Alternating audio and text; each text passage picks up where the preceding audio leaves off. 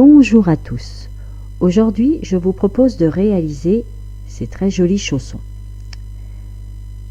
Ils sont réalisés avec des aiguilles numéro 3,5 pour tout le chausson. Il vous faudra un passe-laine pour faire la couture, bien évidemment une paire de ciseaux et un mètre. Voilà. C'est fait avec le point mousse, le point côte anglaise et un petit peu de côte 1-1. Voilà. Donc là, c'est présenté sur le pied du mannequin. Si je vous l'enlève, voici ce que cela donne.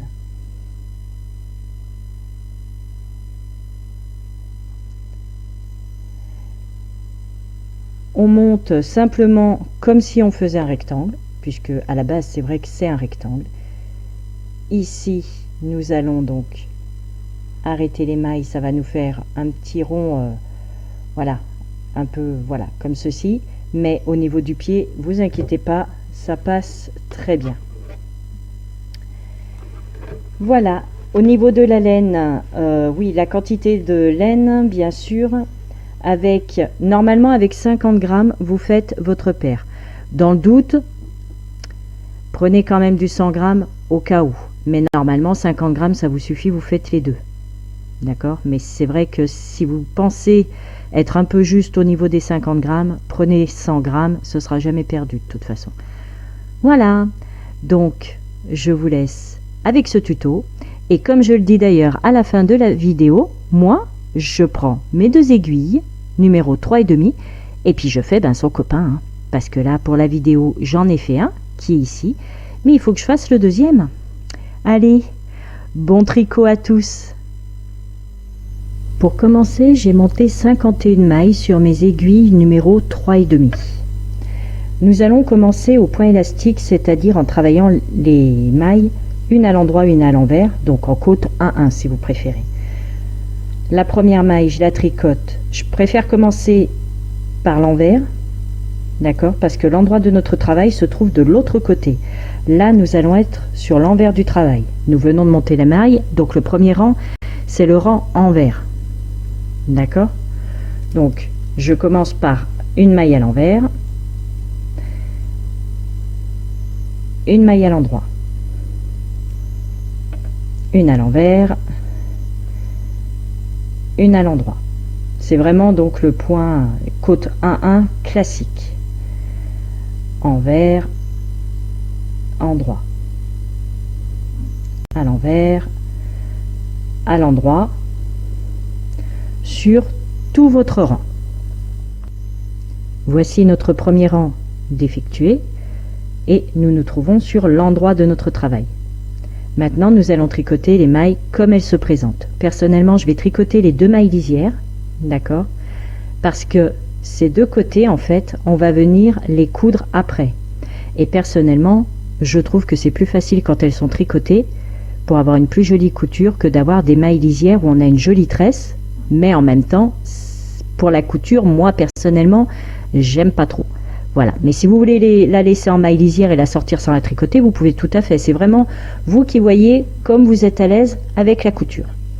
Donc moi, je la tricote, c'est une maille à l'endroit, je la tricote à l'endroit, et la suivante à l'envers, je la fais à l'envers. Et donc ce sont vraiment les mailles comme elles se présentent. Celles qui sont à l'envers, on les fait à l'envers, celles qui sont à l'endroit, on les fait à l'endroit. C'est d'ailleurs le but des côtes 1-1. Et ceci, donc là, c'est notre deuxième rang. Eh bien, nous allons terminer ce rang-là, donc notre deuxième rang, et nous allons en faire 8 autres. Plus sûr, si vous préférez mesurer, il vous faut 3 cm de côte. D'accord? Moi, les 3 cm correspondent à 10 rangs. Voilà, donc on se retrouve une fois nos rangs terminés. Voilà mes 10 rangs d'effectués. Je mesure avec vous. Hop. Voilà. Cela me fait bien mes 3 cm. Et bien maintenant, donc toujours avec nos 3,5, puisque tout se fait en aiguille numéro 3,5, nous allons attaquer tout le dessus du chausson. avec une partie point mousse, une partie coton glaise, une partie point mousse. Comme notre fil de début est de ce côté, cela signifie que nous sommes sur l'envers de notre travail. Vous voyez? Par rapport à ce côté où cela nous fait des petits traits, là nous sommes bien sur l'envers. Donc nous allons commencer. Donc quoi qu'il en soit, de chaque côté, je vous note tout à l'écran, ne vous inquiétez pas, de chaque côté nous avons les points mousse. Donc pour cela nous avons 12 mailles à faire à l'endroit. Donc 3, 4, 5, 6, 7, 8, 9, 10, 11 et 12. Maintenant, nous allons attaquer les côtes anglaises. Comme nous sommes sur l'envers, nous voulons que la maille qui va bien se voir, qui va faire le lavé en fait, qui va être la maille vraiment à l'endroit comme celle-ci, on la veut juste à côté, ce qui fait que du coup, nous allons démarrer nos côtes anglaises en faisant celle qui sont à l'envers normalement, et celle qui est à l'endroit, on va la piquer en son centre. D'accord? On pique vraiment dans le creux de la maille. On lâche à l'envers, donc on la pique normalement. Celle-ci qui est à l'endroit, on la pique en son centre. Et on va faire ceci sur 27 mailles. Normalement, en son centre, normalement, hop, en son centre, normalement, en son centre, la 26e en son centre et la 27e normalement. Là, il nous reste 2, 4, 6, 8, 10, 12, comme au début du rang. Et bien c'est 12 tout à l'endroit. Et on termine le rang. Puisque là, nous sommes sur la partie point mousse.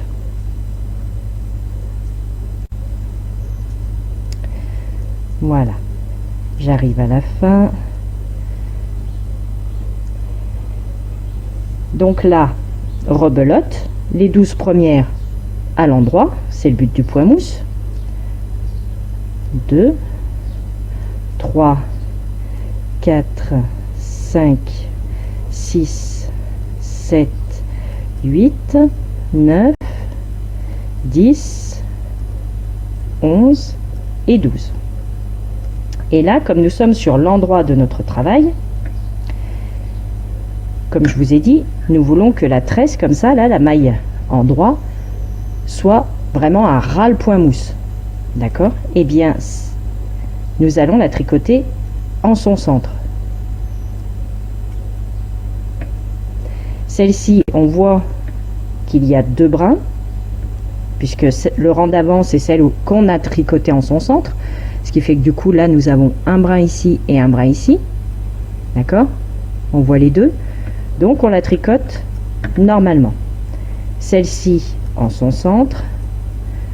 La suivante normalement. Comme des côtes anglaises, voilà, classique. Normalement, en son centre. Normalement, en son centre. Jusqu'à avoir fait les 27. En son centre normalement, en son centre normalement, hop, jusqu'à arriver à la fin des 27. Normalement, en son centre normalement, en son centre normalement, en son centre, hop, normalement, en son centre, et là il doit nous rester donc les 12, 2, 4, 6, 8, 10, 12, normal, on les fait tout à l'endroit. On termine le rang tout à l'endroit.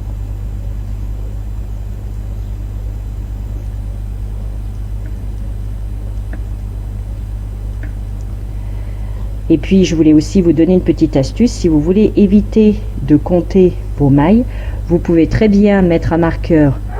Une fois que vous avez vos 12 mailles, vous mettez un marqueur, vous faites vos 27, vous mettez un marqueur. Je fais encore un rang avec vous. 12 mailles à l'endroit. 3, 4, 5, 6, 7, 8, 9, 10, 11 et 12. Celle-ci, il y a ce fil-là et celui-là, ça veut dire qu'on la prend normalement. On la travaille normalement. Donc, pour vous baser aussi, vous êtes sur l'envers de votre travail, d'accord? Donc, vous faites vos 12 mailles à l'endroit. Vous savez que vous attaquez directement le point côte anglaise par une maille que l'on tricote normalement et la suivante en son centre. Et quand vous êtes sur l'endroit de votre travail, vous faites vos 12 mailles à l'endroit, la suivante en son centre. D'accord? Ce qui fait que sur l'envers, vous avez votre point mousse. Sur l'envers, vous attaquez vos côtes anglaises normalement. Donc une maille normale et la suivante en son centre. Et quand vous êtes sur l'endroit de votre travail, après le point mousse, vous attaquez les côtes anglaises avec une maille en son centre et la maille d'après normalement. C'est la petite astuce pour ne pas se perdre. Donc là, j'ai fait en son centre, la suivante normalement, la suivante en son centre, etc. Jusqu'à arriver à la fin des 27 mailles. Et une fois que vous êtes à la fin des 27 mailles, vous terminez par les 12 mailles à l'endroit. J'ai mon fil de ce côté. Je sais que je suis sur l'endroit de mon travail. Donc toujours pareil, je commence par mes 12 mailles à l'endroit. 3, 4, 5, 6, 7, 8, 9, 10, 11 et 12. Et comme je suis sur l'endroit de mon travail, je sais que la première des côtes anglaises, la première maille des côtes anglaises, je la fais en son centre. La suivante normalement en son centre, le point côte anglaise classique jusqu'à avoir fait mes 27 mailles de côte anglaise et je termine par mes 12 mailles à l'endroit. D'accord? Je vous laisse continuer ainsi jusqu'à avoir, là moi j'en ai deux, d'accord? Niveau point mousse en fait, hop, on écarte un peu, vous voyez, j'en ai deux. 1, 2. Il faut que vous en ayez 38. Et 38, en fait, il faut que vous ayez la même chose de l'autre côté. Là, j'en ai deux également. D'accord? Celle qui est carrément sur l'aiguille et celle-ci, ce qui me fait les deux. Bien entendu, ce qui est logique, j'ai la même chose de ce côté-là, forcément. Eh bien, il faut que vous en ayez 38. Mais 38 aussi bien d'un côté que de l'autre. Ok? Vous allez voir, ça vous fait un bon morceau. Donc, vous continuez avec 12 mailles à l'endroit, 27 en côte anglaise, 12 mailles à l'endroit. De l'autre côté, quand vous retournez, rebelote. Toujours pareil, 12 mailles à l'endroit, côte anglaise, 12 mailles à l'endroit. Ceci jusqu'à avoir donc vos 38 côtes point mousse, enfin vos 38 points mousse, vos 38 rangs, je vais y arriver. Et comme je vous dis, là moi j'en ai deux, donc je continue et on se retrouve quand on en a 38. Voici ce que vous devez obtenir une fois les 38 barres ici de point mousse obtenues. D'accord? Donc bien sûr 38, étant donné que pour avoir une barre de point mousse de ce côté et la même derrière, 38 x 2, 76 rangs au total. D'accord? Donc j'ai bien mes 38 et j'ai la même chose derrière. Et bien à ce stade-là, nous allons simplement, hop, tourner notre travail et tricoter les mailles 2 par 2. Alors je tricote d'abord la première toute seule et les deux suivantes ensemble. Les deux suivantes ensemble et ceci sur tout votre rang. Vous voyez, je vais dans la deuxième, je reviens dans la première et je les tricote toutes les deux ensemble. D'accord? Donc je vous laisse tricoter vos rangs 2 par 2. Donc la première, soit vous l'avez tricoté, soit vous l'avez sorti. Et le rang de retour, vous faites donc toutes les mailles que vous aurez obtenues, donc forcément moins, vous les tricotez simplement à l'endroit. Comme je vous le disais, vos mailles tout à l'endroit. D'accord? Vraiment, toutes vos mailles, vous les tricotez à l'endroit jusqu'à la fin et on va refaire une opération de diminution. Donc nous avons terminé notre rang de diminution et notre rang de mailles comme elle se présente, donc tout à l'endroit. Et bien nous refaisons un rang de diminution et cette fois-ci toutes les mailles 2 par 2 comme ceci, et c'est le dernier rang de diminution. Voilà,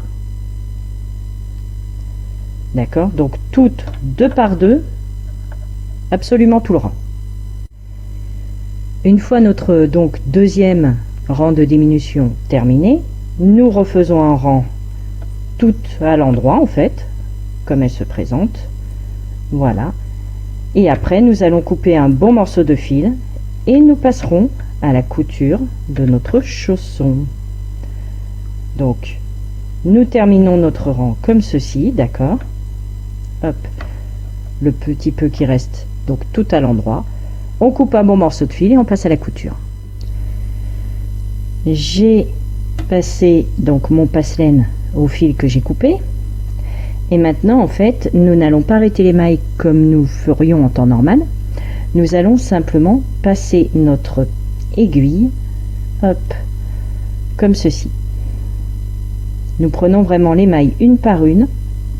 Voyez, là, bon, j'en ai pris 2, mais voilà. Pour vous dire, c'est vraiment, vous prenez toutes les mailles. Là, les 2, je peux les lâcher. Et la couture, en fait, elle va se faire comme ça. Vous voyez, soit vous en prenez qu'une, soit vous en prenez plusieurs. Et la couture, on les arrête comme ceci, les mailles. Voilà, on va faire ça sur toutes nos mailles.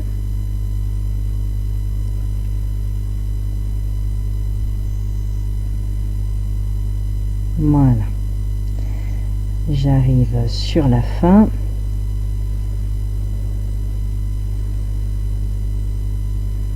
Oups, viens ici toi. Voilà, voilà, donc là, hop, plus besoin de notre aiguille. Et bien maintenant, ce que nous allons faire, c'est serrer, puisque voici ce que cela va donner au final, voyez, puisque la couture, nous allons la faire ici. Donc nous allons bien serrer et nous allons venir faire un nœud en prenant vraiment la toute première ici.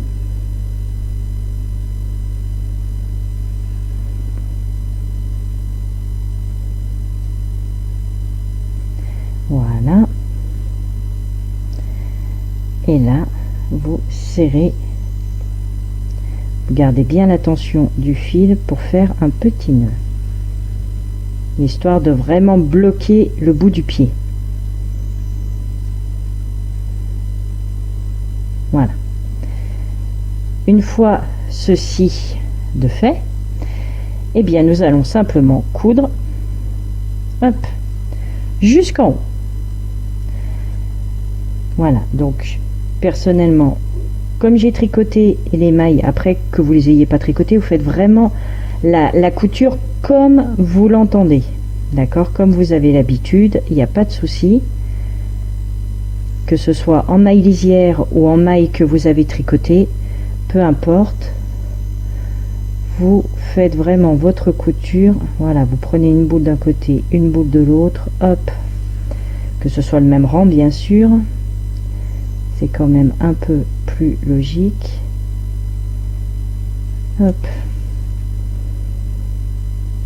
Voilà. Et donc vous faites, comme je vous disais, votre couture vraiment jusqu'à la fin. Ce fil là, on va pouvoir l'arrêter également et notre chausson sera entièrement terminé. Je vous laisse terminer votre couture. Voici notre chausson de terminé. Le point mousse que l'on voit donc dessous pour la semelle. On voit bien au niveau de la couture, en prenant boule par boule, les rangs se suivent bien, nickel. Voilà. Le point côte anglaise sur tout le dessus du pied. Et puis, bien entendu, les diminutions que nous avons fait quand nous avons fermé, qui se trouvent ici. Voilà.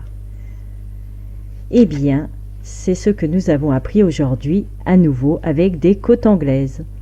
Donc, sur ce, moi, je vais reprendre mes aiguilles. Je vais lui faire son copain à ce chausson.